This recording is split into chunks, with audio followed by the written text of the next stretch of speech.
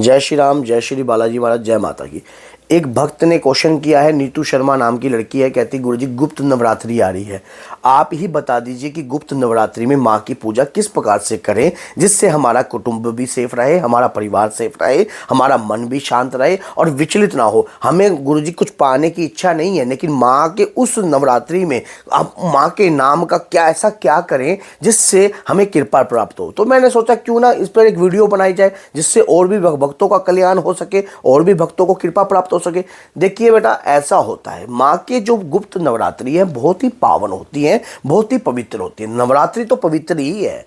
उस दिन सभी समस्त शक्तियां खुश होती हैं और अगर आप चाहो तो उस दिन जो है आपके इष्ट की आराधना करना प्रारंभ कर सकते हो, अपने देवता की आराधना करना प्रारंभ कर सकते हो, अपनी कुल देवी की साधना भी कर सकते हो।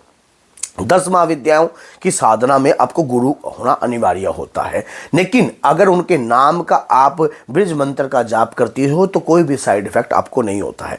वैसे तो अगर मेरी सलाह मानो तो मैं आपको एक ही बात बोलता हूं कि आपको गुप्त नवरात्रि में दुर्गा सप्तशती का पवित्र पाठ करना चाहिए।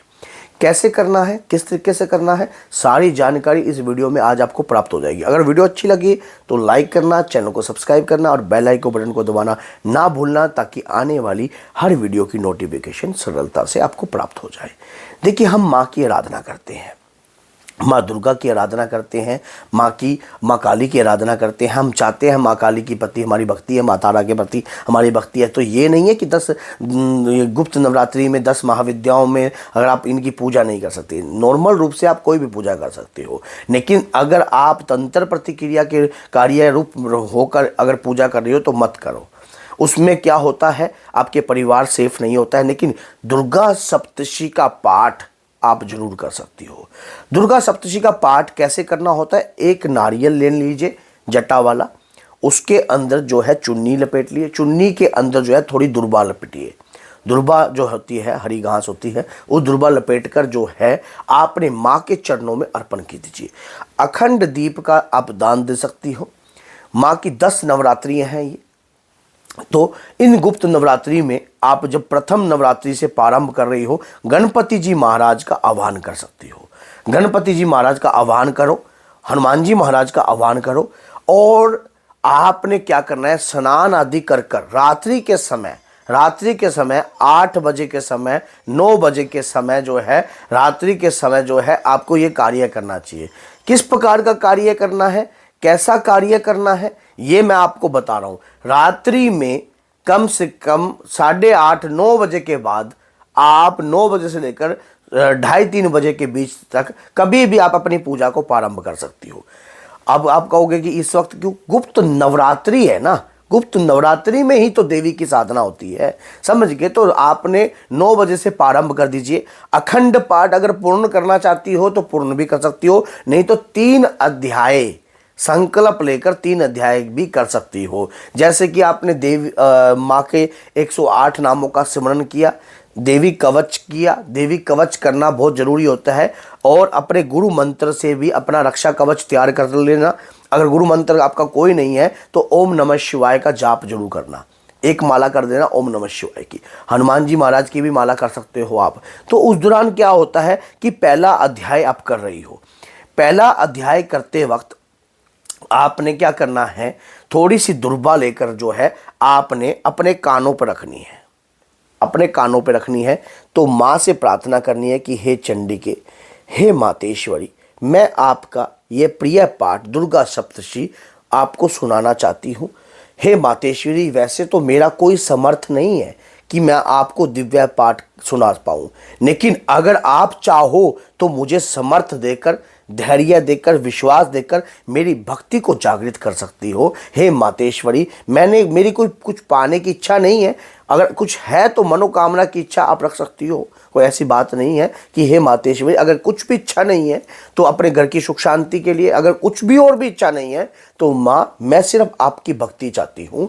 मैं ये जो पाठ कर रही हूँ, इस पाठ को पूर्ण कराना भी आपका ही कार्य है। माँ से करी हुई विनय प्रार्थना आपकी स्वीकार होगी। आप पाठ प्रारंभ करने से पहले भी ये कार्य कर सकती हो। तो उस दौरान जो है आपने जब आप पाठ करती हो ऋषि मार्कंडेय जी का भी ध्यान करना होता है, क्यों उसके दौरान जो है चंडी का पाठ को प्रारंभ कीजिए। जब आप पाठ करोगी ना तो पाठ का जो स्वर है ऊंचा होना चाहिए।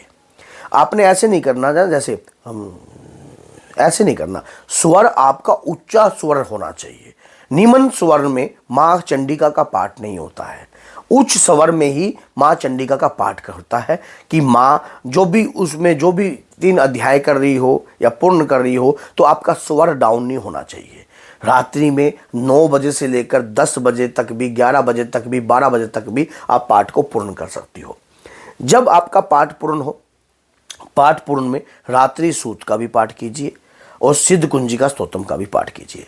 आरती सहित माँ को प्रिय भोग अर्पण कीजिए। जो गुप्त नवरात्रि में भोग लगेगा ना, वो भोग पान के पत्ते के ऊपर ही लगेगा, चाहे भोग कोई भी लगा लो आप, चाहे भोग कोई भी लगा लो, लेकिन जो भोग लगेगा पान के पत्ते के ऊपर रखकर ही आपने कोई भी भोग लगाना है। जैसे कि आपने माँ के लिए खीर बनाई है तो आपने क्या करना है, उस खीर को बढ़िया तरीके से तैयार करना, खीर को गाढ़ा गाढ़ा करके। मैं खीर पे भी अगर कहती हूँ वीडियो बनाऊँ तो मैं बता दूंगा कि माँ की खीर किस प्रकार से तैयार की जाती है, माँ का ये प्रिय भोग मखानों की खीर कैसे तैयार करनी है, उसके ऊपर भी मैं वीडियो बना दूंगा। तो आपने क्या करना है, जैसे कि आपने ये कार्य किया, इस प्रकार से जो है आपने खीर बनाई, खीर पान के पत्ते के ऊपर रखकर भीमसेन कपूर और 2 लौंग जो है उस पर रखकर प्रज्वलित कर दीजिए। माँ का यह प्रिय भोग स्वीकार होगा और उसके बाद आपको खुद महसूस होने लग जाएगा। अपना अनुभव कभी किसी से शेयर मत कीजिए। ऑनलाइन आप पूछ सकते हो, सुपर चैट के थ्रू पूछ सकते हो, आप इस प्रकार के अनुभव पूछ सकते हो, लेकिन किसी व्यक्ति से अभी नहीं बता सकते, क्योंकि अगर पहली बार पूजा करने जा रही हो तो इस प्रकार से कीजिए। और उसके बावजूद जो है माँ की अपरंपार कृपा को प्राप्त कीजिए। लास्ट में क्षमा याचना बहुत जरूरी होती है। कोई भी पूजा पाठ पद्धति जब हम करते हैं तो क्षमा का पान हमें जरूर करना चाहिए कि हे मातेश्वरी, मुझे पूजा करने का ज्ञान नहीं है, मुझे आपके विधि विधान का पता नहीं है। हे मातेश्वरी, मैं अज्ञानी हूँ। वैसे तो हर समय आपका है, लेकिन ये विशेष समय साधु संतों के मुख से सुना है कि आपको प्रसन्न करने के लिए 10 महाविद्याओं की कृपा को प्राप्त करने के लिए होता है। तो हे मातेश्वरी, मैं 10 महाविद्याओं की सौम्य रूप की कृपा चाहती हूँ। हे मातेश्वरी, आपकी शरण चाहती हूँ, मेरी पूजा को स्वीकार कीजिए। मंत्रहीन, तंत्रहीन, यंत्रहीन हे माँ इस पूजा को स्वीकार कीजिए। हे आदिशक्ति, हे माँ भवानी, हे माँ चंडिके, मैं आपकी शरण में हूँ, शरण पड़े की लज्जा रखिए। हे मातेश्वरी, जब भूख से पीड़ित बच्चा हो, पंख से हीन बच्चा हो या कोई भी पक्षी हो, हे माँ जो अपनी माँ का स्मरण कर कर निकलते हैं, उन्हें माँ स्वयं उनकी रक्षा करती है। तो मेरी रक्षा करना हे मातेश्वरी, मुझे सिद्ध बनाना, मुझे कृपा दिलाना आपका ही कार्य है। विनय प्रार्थना करने के बाद आप अपना मत्था टेकिए, 3 बार अपनी बॉडी पर हाथ फेरिए, 3 बार बॉडी पर हाथ फेरिए और जमीन पर सोइए। ब्रह्मचार्य का पालन कीजिए और किसी की चुगली मत कीजिए। गंदे मोबाइल में अदृश्य गंदे सीन मत देखिए। और कुछ नियम जो है मैंने वैसे बाबा के प्यारे चैनल पर भी वीडियो बना रखी है, वहाँ से भी देख सकते हो। तो नियमों पर अगर वीडियो चाहते हो तो मैं बना दूंगा। तो बोलिए जय सीताराम, जय श्री बालाजी महाराज।